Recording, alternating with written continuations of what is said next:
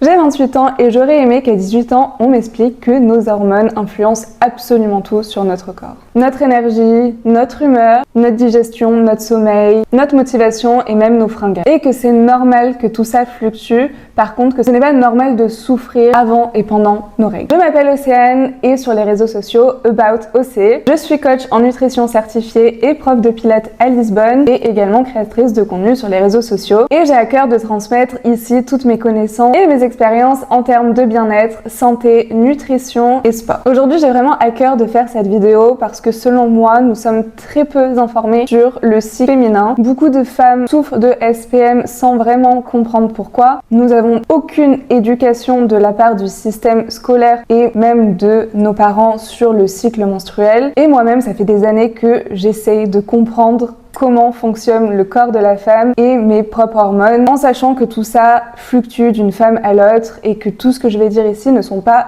une généralité pour tout le monde, mais j'aurais aimé savoir tout ça bien plus tôt pour mieux me comprendre et comprendre mes hormones. Déjà, une chose à savoir sur le cycle menstruel, c'est que celui-ci est divisé en 4 phases distinctes. J'en ai déjà parlé dans une vidéo YouTube de manière un peu plus approfondie, mais je vais le faire ici de manière résumée. La première phase étant la phase menstruelle ou les règles. De manière très simple, ici le corps vient éliminer la muqueuse utérine. Nos hormones sont vraiment au plus bas et c'est le moment où on doit ralentir. Ici, quelques petits conseils nutrition et énergie sport. C'est le moment où il faut vraiment se reposer, faire soit pas du tout de sport ou faire du sport assez doux comme du pilates très doux ou du yoga yin par exemple, de la marche. Marcher c'est très bien à ce moment-là. Et avoir une alimentation riche en fer et en oméga 3 pour soutenir justement la perte de sang. Ensuite vient la phase folliculaire. À ce moment-là, nos œstrogènes remontent, l'énergie revient et c'est à ce moment-là où on se sent beaucoup plus productif, où l'on a beaucoup plus d'énergie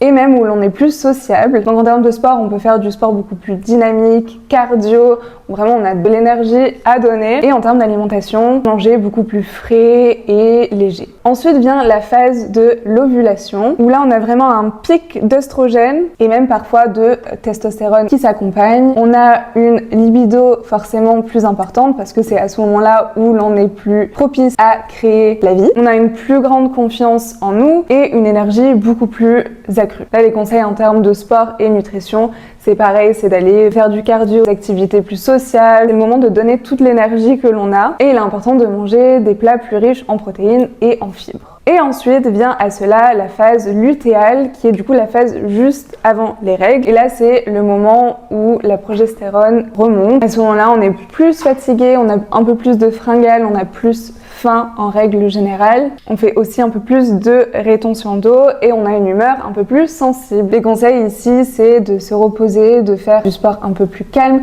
d'être peut-être un peu moins sociable, de rester un peu plus chez soi, d'avoir une meilleure gestion de son stress et de se supplémenter en magnésium et éviter le plus possible les pics de glycémie. Alors que je sais c'est compliqué parce que c'est le moment justement où on a envie de manger de la glace et du chocolat. Et pour que vous compreniez un peu ces moods, je vais vous présenter deux hormones, l'œstrogène et la progestérone dont j'ai parlé juste avant. Il faut voir l'œstrogène comme la personne ultra sociable, qui a beaucoup d'énergie, qui veut faire plein de choses, qui est vraiment à son pic d'énergie et c'est justement à ce moment-là, justement pendant l'ovulation, on a ce pic d'œstrogène parce que c'est le moment où on est plus propice à créer la vie. Comparé à la progestérone, il faut le voir comme la personne qui est ultra casanière, qui aime passer du temps sur son canapé à regarder une bonne série avec un bon plaid et un bon chocolat chaud.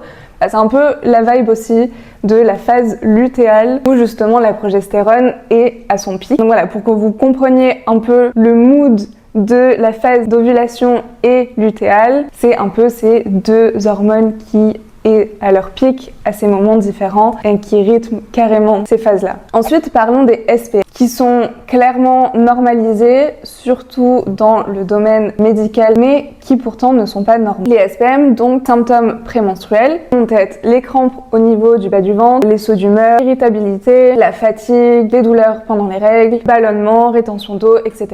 peuvent être courants, mais pour autant pas normaux. Et encore une fois, ça dépend vraiment de chaque femme. Chaque femme a des cycles plus ou moins longs, chaque femme a des SPM plus ou moins présents, ont des règles plus ou ou moins abondante et longue. Tout dépend. Il y aura certaines femmes qui naturellement n'auront quasiment pas de SPM et d'autres, même avec un mode de vie extrêmement sain, comme par exemple, je prends mon cas, j'ai un bon mode de vie, je ne fume pas, je ne bois pas d'alcool, quasiment pas, je mange très sainement, je fais du sport. Bref, je considère avoir un très bon mode de vie. Pour autant, j'ai depuis toujours des SPM très violents, des règles qui sont longues et abondantes. Et tout ça peut être causé par un déséquilibre entre oestrogène et progestérone, mais pas que, ça peut être un déséquilibre hormonal en général. Et ça, le seul moyen de le savoir, c'est de faire des prises de sang et de vraiment voir quel est le problème. Ça peut être aussi du stress chronique, un manque de sommeil ou même une alimentation déséquilibrée, ça dépend vraiment de chaque personne. Donc on est d'accord qu'avoir moins d'énergie, avoir un peu plus faim, être fatigué juste avant ses règles, c'est normal. Ça, c'est le cycle naturel de la femme qui fait que, comme je vous l'ai dit plus tôt, les oestrogènes chutent, la progestérone augmente, donc c'est un état normal. Par contre, souffrir et être plié en deux à ce que ça impacte son quotidien, ça c'est pas normal. Et du coup, mon prochain point est de parler de la pilule, qui n'est pas un ennemi, mais qui n'est pas toujours la solution miracle à tout. Je m'explique. Déjà, je tiens à dire que je ne suis pas contre la pilule, absolument pas. C'est un progrès pour les femmes aujourd'hui qui est quand même assez considérable. Des femmes dans le passé se sont battues pour que nous ayons la contraception facile et merci à elle. Cependant, ce n'est pas non plus à donner à gogo tout problème. Pour certaines femmes, ça peut être très bénéfique pour des problèmes d'acné, de règles très abondantes, de douleurs. Ça peut être temporairement, effectivement, une solution. Ça peut être aussi très intéressant pour les jeunes femmes qui préfèrent avoir une contraception que de tomber enceinte. Ça peut rassurer aussi d'avoir une contraception comme ça quand on est encore jeune et on n'est pas vraiment la maturité de faire sans. Honnêtement, j'étais très contente de l'avoir quand j'étais jeune et de pas vraiment avoir à me soucier de ça. J'ai toujours su très jeune que c'était pas bon pour mon corps. Pour autant, c'était quand même une solution qui était facile à ce moment-là, me rassurer aussi mes parents, ceux de mon partenaire à l'époque. Donc je dis pas que la pilule est un ennemi. Par contre ici, j'aimerais juste que les personnes qui prennent la pilule, et moi y compris il y a 10 ans, soient au courant de ce que fait la pilule.